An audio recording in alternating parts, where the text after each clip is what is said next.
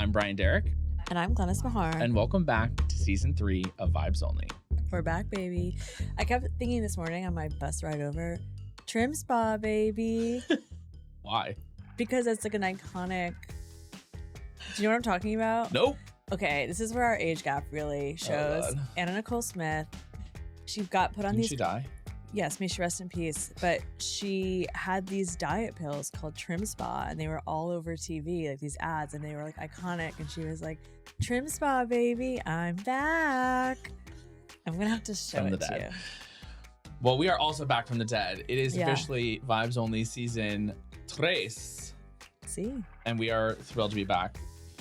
I owe our listeners a sincere apology because the hiatus was planned, but not at the time that it took place. Yeah, I think Mille also owes you a sincere apology. Yeah. You got stuck in Argentina. Yeah. Sans equipment. I did. And so, some travel things got in the way of us finishing season 2 the way that we wanted to. And we needed a break to sort of reset ahead of what is going to be a sprint through November for primary election season and then general election season. And we wanted to be super focused. Yeah. And now we feel ready to go. And we're really in midterm season. Yeah. How do you feel? I mean, we're rocking and rolling in terms of election results. Every single one is a banger. We are overperforming. The wind's at our backs. I feel the wind in my hair. You're Anna Nicole Smith in the convertible going over the bridge saying, Trim Spa, baby, I'm back. Period. Yeah. So I'm feeling great about that. Obviously, the world's on fire. Yeah, I feel like it would be helpful just for context. Even I was thinking all of the things that have happened since we stopped recording. It's almost difficult to believe so much can happen in 2.5 months. Totally. Yet. Here we are. First, we're going to get you caught up on everything that happened while we were out. And then we're going to really anchor in what does the rest of the year look like and what are we going to be talking about for the next 6 months. Season 3. Yeah, okay, that works. Let's get into it. Okay. We're back.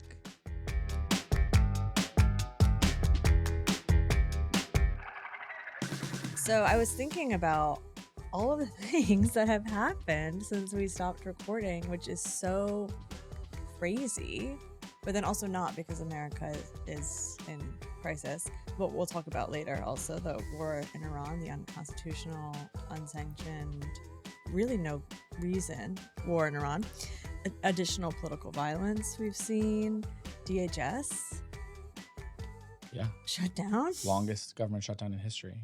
Again, we've also had a bunch of news about the economy and battles going on with Jay Powell, the Fed chair, investigations there. Cash Patel and that crew, I feel like has been making a lot of news. Yes, we didn't record for like 2.5 months and a lot has transpired, but now I feel we're more equipped to talk about moving forward. For sure. Because the midterms are on the horizon. 100%. Let's talk about Iran. Ugh. Let's go there first. Because it's definitely the defining thing of the first part of the year and could end up being the defining story of the entire election cycle, which is slightly unusual because America has actually been at war in the Middle East for almost our entire lifetime.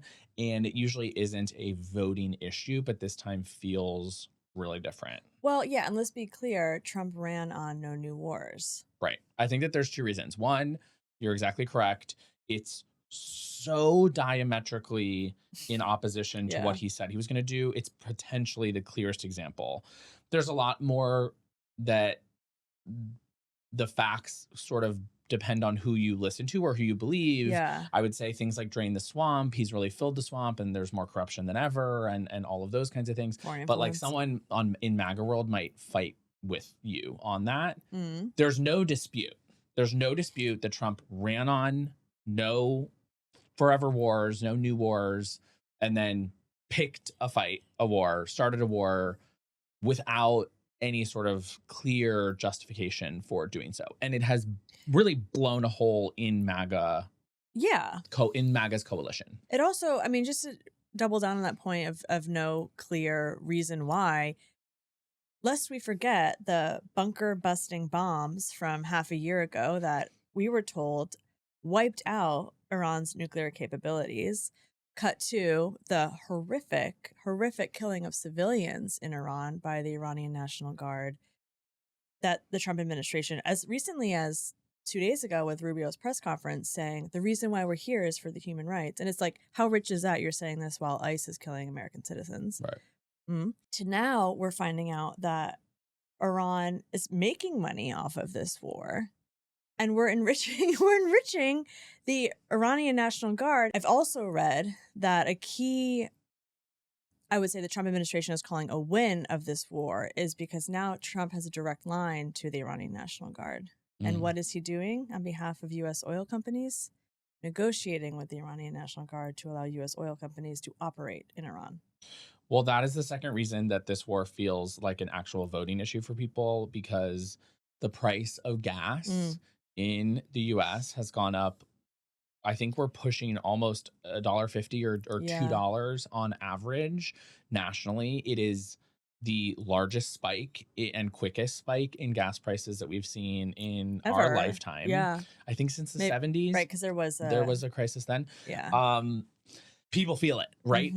We talk about this every election season when September, October rolls around. We're like, check the gas prices, check the polls. Like that is what tells you the mood of the country, because they're advertised along every highway. Everyone is stopping on a weekly basis to fill up their tank, and it really meaningfully impacts what people can do, how they live, and how they feel about the economy. And we're seeing that every single day with price going up 10 cents a night. It feels like every morning I wake up and there's a headline of like, oh, overnight this Trump posted this, and now you're paying 10 cents more in gas. And gas prices went up during the pandemic, right? They were like during the post-pandemic inflation spree. But it was a global clusterfuck. Right. And we did, of course, Republicans blame Biden and still do. But I think that average voters saw a lot of gray, and it was a little more ambiguous whether that was a fair justification or to place blame. No one is questioning this now. It is very cause and effect. Very cause and effect. Trump started a war. It's costing you thousands of dollars a year in extra gas. Right. And as we know, the cost of gas, the cost of oil affects everything. Yeah. Because of transportation, et cetera. And we've talked about this like ad nauseum, that Trump likes to create problems that he then solves for. And we're seeing that with the Strait of Hormuz, his Operation U.S. Freedom, where he's like, the U.S. Navy is going to escort these ships through the Strait of Hormuz. You caused the problem, bro. Right. We talk about the Trump playbook a lot. The cause a problem, blame somebody else for it, undo the thing that you did, and claim that you did something, that you solved a problem. Yeah. I think that this has broken that cycle in a way, because he can't get out. Right. He literally cannot. He was told by a bunch of advisors, and we know that I think that Trump is much less in control of his administration than the media would have you believe. Regardless of who you think started it, Trump was told, we can do this in 2 weeks. We're going to bomb the shit out of their military targets, and then we're going to be done, and you're going to be the hero. That's probably the amount of detail that he was told. And now he's stuck because they can't leave, because they need the Strait of Hormuz to be open. I think that this breaks the mold of Trump's playbook, because he is now stuck with Iran, and there's no easy way for them to undo unfuck the thing that he fucked. Yeah. Now he's stuck, and temperature is going up. Gas prices are going up, and his approval is the lowest it's ever been. Yeah, I want to give you some numbers. Hit me. There's new reporting this morning about the cost of the war in Iran. The kind of layman understanding of like the first 12 days was that it was costing like $1.2 billion per day. Did you see this? So they have new reporting that the U.S. has spent $72 billion in the first 60 days of Iran war. And that is broken down by operations, which is like mobilization, combat troops, etc. $15 billion, weapons, $41 billion losses, destroyed or damaged military assets, which the New York Times just sent me a push notification in this recording that is actually much worse than the government is reporting of Iranian striking U.S. military bases or assets. That's 12 billion subsidies, which they are saying is like paying for Israel's bombs and it's like the Iron Dome, etc. 3 billion. It's crazy. On top of that, at least 3,400 civilians have been killed in the U.S.-Israeli airstrikes, including 376 children. More than 26,000 have been injured and more than 1 million people have been displaced. And over 14 U.S. troops have been killed and more than 200 injured for a war that no one wanted. Yeah, that's more people than died when we left Afghanistan. More U.S. soldiers. Oh, and that fucked up exit? Yeah. Yeah. Right, which was fucked up, and Biden got us out of a war. Trump got us into a war for no reason. And now a bunch of soldiers are dead as a result. Like, I don't even... I mean, people should also understand the scale of that spending in 60 days is the majority of what was cut from SNAP that feeds hungry families domestically. I mean, it's so much worse than that. Think about USAID. That yearly operating budget was $1.9 billion. And we know already to date that has killed because we're no longer giving vaccines and children are dying from preventable diseases, over 450,000 children. It's horrendous. Horrendous.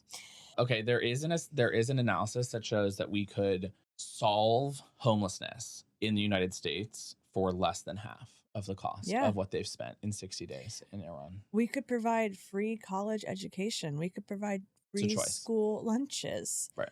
It's completely a choice. Okay, that's happened.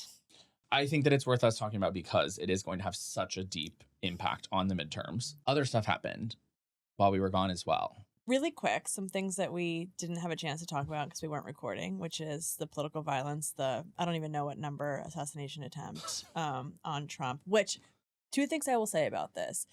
Immediately, everyone was DMing me saying, was it staged? I think the proof is in the pudding. It wasn't staged. But what is true is that the entire right media and the entire right-wing media infrastructure within an hour all had the same talking point, which was, this is why we need the ballroom for Trump's security. Cut 2, they're suggesting an additional $1 billion for Donald Trump's security. No, for the ballroom. What? That $1 billion is for the ballroom. For security for the ballroom? Correct. And that would be taxpayer dollars. Because correct. I will say the ballroom is being privately funded, partly with like the Google settlement. All a lie, all a sham. We're spending $1 billion taxpayer dollars on the ballroom. Damn, insane. That was breaking news to me. Yep, absurd. Is it an assassination attempt? I think it was a plot. I think that it was a foiled plot. What was the plot? Did you see the footage? Yeah, but like, I think that your life has to actually at some point be in danger for it to be an attempt. Right. So I'm not crediting it was a concept of a plan. It was a concept of a plan. Okay. I'm like, no one died, right? Yeah, no one died. No one died. It was like Stonewall. LOL. No one died at Stonewall. The other things that happened, because so much, Pam Bondi and Kristi Noem both got fired pushed out while we were away. Yeah, Pam took the fall for Epstein. Easy to forget. Well, what? You were also out of pocket deep in the woods. I was literally completely offline. It was the first thing that I saw when I got back to my phone. Was the bimification of Pam Bondi's Kristi Noem's husband. Yeah. Lots more came out about Cash Patel's drinking problem, and there were some other cabinet secretaries that I think are like generally under fire. We already mentioned Jay Powell investigation got ramped down, and now Trump will get his pick for Fed chair. The other major story that was happening while we were away was reconciliation. And so my 30-second version for people is that if you think back to when Renee Good was murdered, there was an outcry for no more money for ICE, that Democrats should vote against every penny, any bill that included a penny more for ICE. Yeah. I disagreed with the strategy at the time. This is exactly why. That is what happened. And they opposed any bill that included ICE funding in it. So DHS, which is the umbrella department over ICE, got pulled out of the bill. They passed the rest of the government funding. Then they pulled the ICE portion out of that bill and passed the rest of DHS after the longest shutdown in history, TSA and the Coast Guard and others going without proper funding. Now, Republicans are going to pass ICE funding, but instead of the $7 or so billion, it's now 70. It's a $70 billion bill that they're pushing through with just Republican votes. So Democrats now don't have the ability to block it. It's more money, no restrictions on ICE, like banning masks or cameras or whatever. Right, because those were two things we talked about. Right. Like, take your masks off. Right. And we're going to record you. So now the end result here is no new restrictions on ICE, much more money for ICE. Yeah. And now they're jamming other stuff like the $1 billion for the ballroom into the same bill. Yes. And so this is reconciliation 2.0. This is their second reconciliation bill. There's going to be a reconciliation 3.0 as well, which will have other Republican crap in it that I don't think is likely to pass.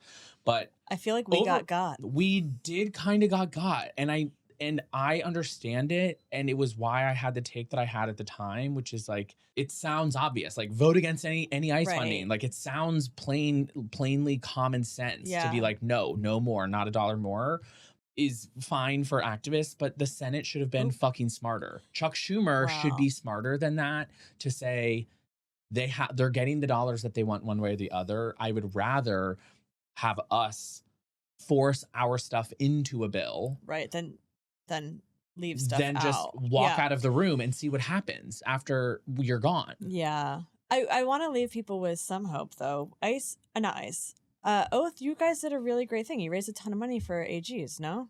We did. Okay. Yeah. So we have raised, I'll have to pull the number, over $1 million for the ICE Accountability Fund, which is really exciting. Yeah. And that money goes to local organizing. Mm-hmm. So the grassroots groups on the ground that are fighting back aid. and protesting, exactly. And it goes towards prosecuting ICE, which is now underway. There are the first cases being brought against ICE officers individually, and there are other sort of criminal cases developing, and we're helping fund the coordination of that work as well. Yeah, so even though we did got at the federal level, at the state level, there's still good resistance work, both in terms of the elected officials we have prosecuting, and then also on the ground. So. Absolutely. Okay. Thank you. Yeah. I just wanted to, it's so depressing. Yes. What else happened while we were gone, guys? Please tell us, DM me, DM Glennis, and we want to know what we're forgetting, and we can do another catch-up commentary on our next step. Okay. Let's move on to some of the more ongoing news that is shifting our political landscape. I'm personally very grateful to be back because I wanted to pick your brain on two things that I think are both consequential. Well, one being, of course, the midterm elections and what it looks like, but then also the Callais SCOTUS ruling and the VRA. You were like online immediately, I think, kind of really pulse checking and telling people to like get a grip a little bit, which I appreciate. Can we start there and can we talk about that and then talk about the midterms? Yeah.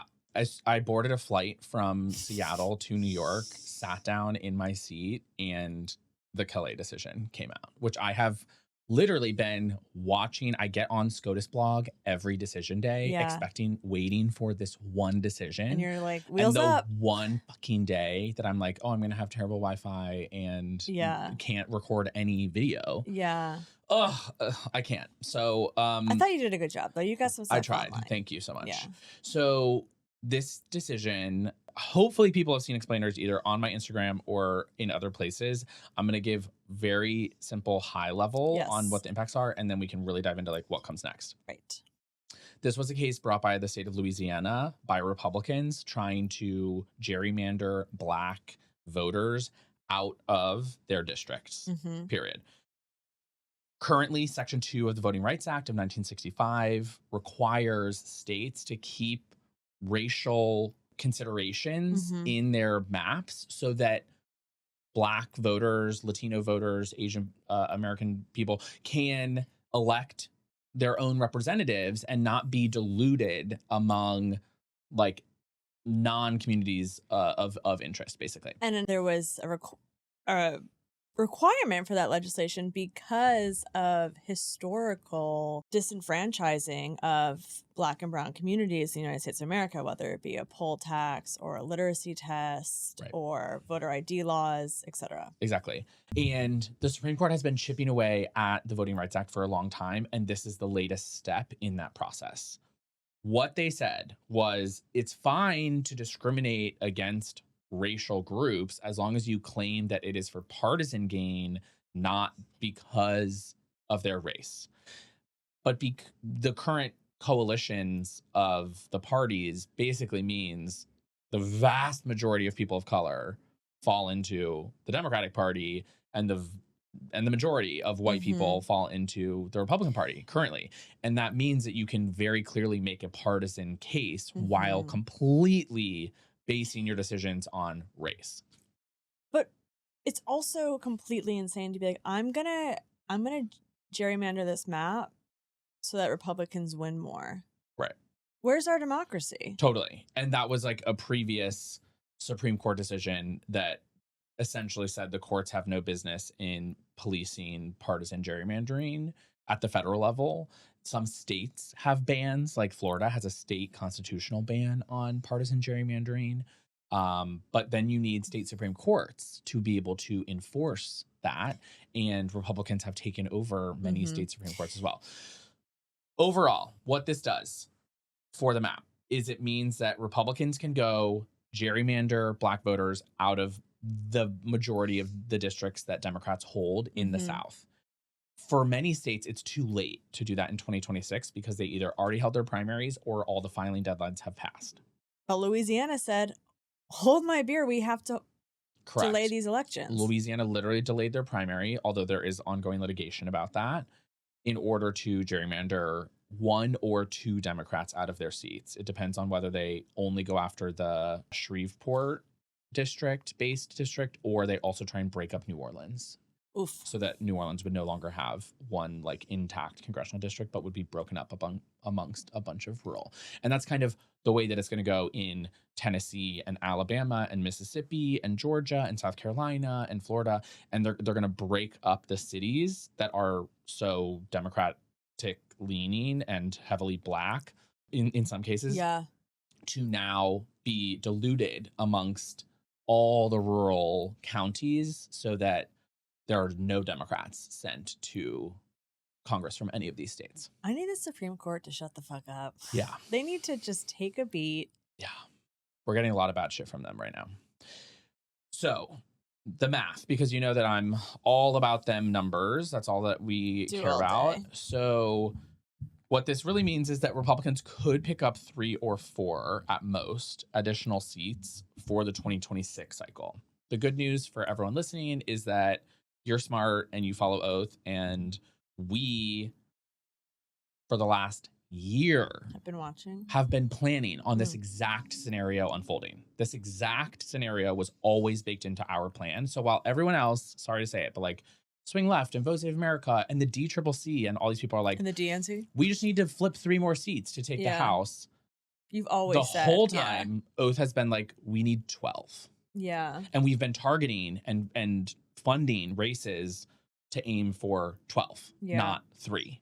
Right. And we don't have to break down why it's 12, but we will eventually. It already was. The plan was already there. So the goal right now is not we need a new plan. It's execute the plan exactly as it was written, which we're already doing. Great.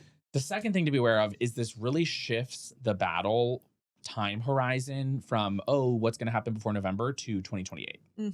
That we need to be making moves in 2026 to be setting up wins in 2028. I mean, the Democratic Party should have a 10-year plan, not a 2-year plan, a 2-year plan, a 2-year plan. For sure.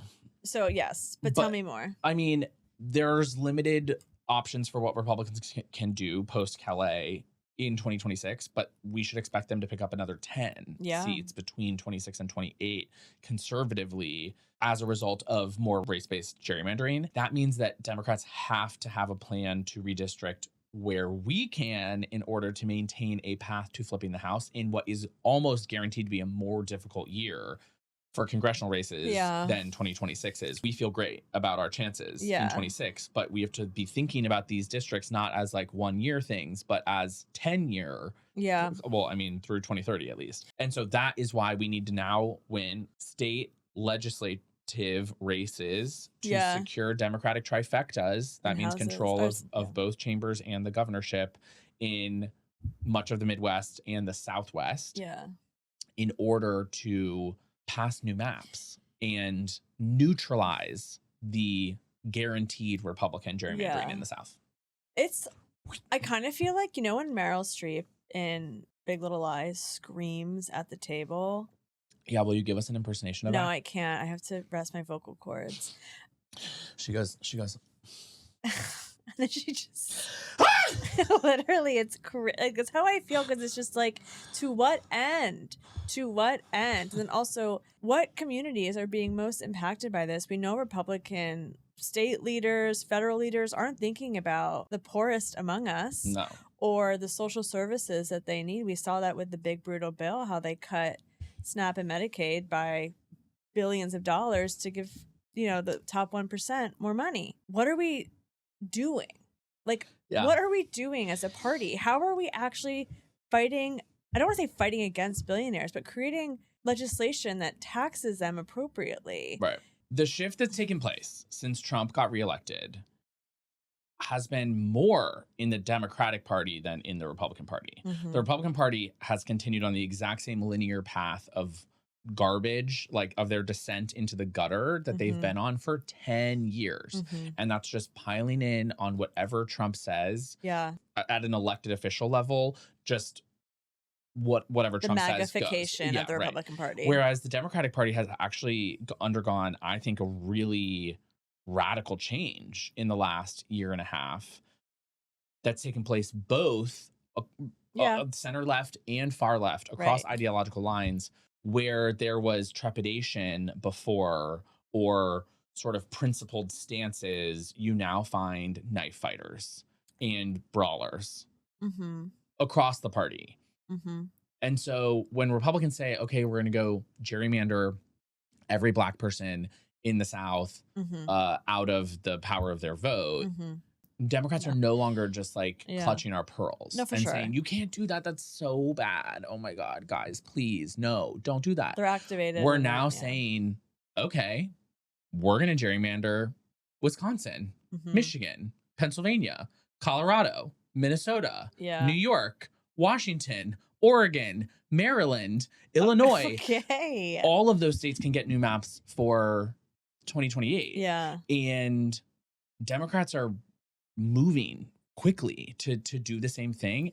And I think that that's what has to happen, because when you have one party that loves to take hostages and one party that's unwilling to let any hostage die, so to speak, figuratively. Sure. It gives all the power to that one party that's willing to take the hostage. And so now we're saying, no, shoot them. Okay. I will say, I do think there's a lot of rhetoric that is normalizing political violence in this space. Who, me? No, not just you. Everyone. We all say it's a metaphor. I know it's a metaphor. Okay, so you're feeling optimistic for the midterms. I'm feeling fired the fuck up. Okay. That's for sure. Me too. I'm feeling angry about the Callais decision. Yeah. At the end of the day, it's voters who lose. It's all of us who lose. But the way out is through. And there is no sort of high road case against gerrymandering as a whole. If that's your position, you literally need to go study what happened in the last 20 years and then come back and we can have a real conversation about it. Do you know who we should have on to debate it? Who?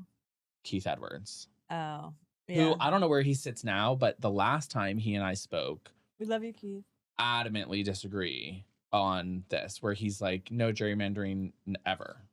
And I think that ship has sailed. I think that was very cute in 2015. The train has left the station. And it's not anymore.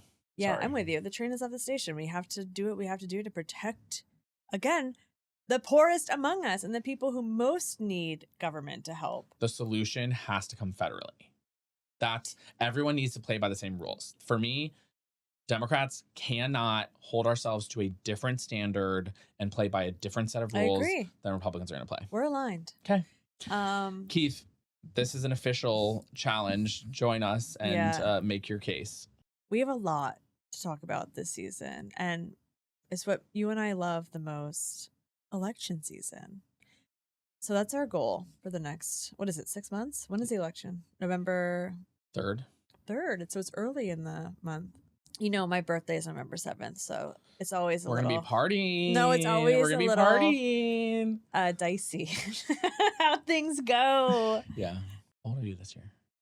I'm not gonna name that. Off mic. I'll be 39. Oh my God, work. I know. I love it. I want to get Botox. I haven't had it yet. It's time. You don't need it. We look the same age. No, I need it. Number one, we do. No. We do. No, we don't. Yeah, we do. Don't gaslight me, okay? Who do you guys think looks older? I have a fucking mirror, okay? I was also a lifeguard for like 8 years, which does not help your skin. Okay, so thank you, Brian, for all of that information. It's a lot, but what is it? All save for 2 midterms in the last 40 years, like the party not in power has gained seats. So I'm going to trust history, and I know that we have some maps we have to contend with, but stick with us for the rest of the season, and we're going to hold your hand and walk you through this insane midterm season. Yeah, we're in the thick of primaries right now. They're really just kicking off. That's why we're restarting season 3 now. We just had Ohio and Indiana. There were no major surprises there. Well, I was kind of surprised by Indiana because it was like a referendum on like, do you fully support Trump? Trump went there to campaign for some of the people. They spent almost $15 million on state legislative races, which is in the state of Indiana a ton of money.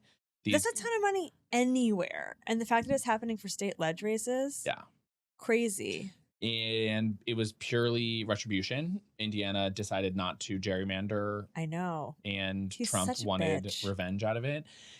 My whole thing is it really just cements that the Republican Party has no moral center anymore. It is just a party of a cult of personality. Like it is a party that worships Donald Trump, and Trump is going away. So whether by death or leaving or term limits, he is going away. Yeah. And what will the Republican Party have left? I really don't think that it's until after he exits stage left that there will be a true reckoning for the fact that they've pushed every ideological conservative out of the party, the defining sort of feature for the last 40 years, and have replaced them with white zealots. Nationalist zealots. Yeah. And that there will be a price to pay for that. For sure, because people's lives aren't getting any better. Right. We have a lot of primaries coming up. The things that we're going to be talking about most are what turnout says about the enthusiasm gap between Democrats and Republicans, specific voting blocks that are going to give us signals for what is going to happen in November, like Latino voters. So watching for primaries in places like Arizona, what the competitive House map says about the direction of the Democratic Party. So there's a lot of progressives versus like the Graham Plattners versus the Mallory McMorrows. Yeah, I mean not directly because they're in different states, but like but I'm like, you know, I'm those profiles. That's like Graham Plattner and Susan Janet Mills. Yeah. Did Susan Collins pull out? No, that's Republican. Oh. My God. We're cooking. Yeah, we're cooking with gas over here. Well, gas is so expensive that I can't. We're using ethanol or some shit. Fuel my brain. Right. So like Graham Plattner and like Tesla. No. Tesla wait, Graham Plattner and then you're on an e-bike. Susan Collins is a Republican, and then Graham Plattner, and then what's her name? Janet Mills. But she's not running. She dropped out. Right. So stories like that are going to be big news. And then the young versus old thing is also a big storyline coming up in a bunch of primaries where you have like old incumbents that have been in Congress since the printing press against young whippersnappers who have raised a bunch of money to get them out of here. Or it's like Sherrod Brown, who lost his election and is coming back to run, and it's like... Well, he just won his primary. But there was really no competitor there. Okay. Yeah. That to me is kind of pathetic, that in the entire state of Ohio, we couldn't find one other candidate that was better than the Republican who was better than the Democrat who already lost. Thanks, Chuck Schumer. That was all Chuck Schumer. That's a straight up. It's offensive, I think. Yeah. Imagine getting fired from your job. Yeah. By the people, and then we're like, you know what? There's no one else in this entire state of Ohio who we think can do this. We're gonna give you your job again, even though the people already voted you out. Yeah. Sorry. Not sorry. Same with. Well, no, different. But Roy Cooper is a repeat candidate in North Carolina. Mary Peltola in Alaska. I have different feelings about Roy Cooper. There's a bunch of them. He was a governor. Now he's running for Senate. Sherrod Brown was a senator who lost his race, is running for Senate again. Very recently.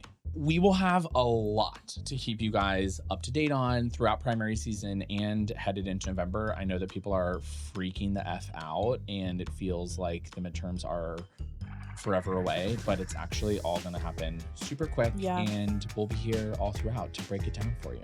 We will. It's going to be a wild ride, but I'm glad that we will have this forum once again to check the vibes. Forum. Okay, Brian. See you later. See you guys next week.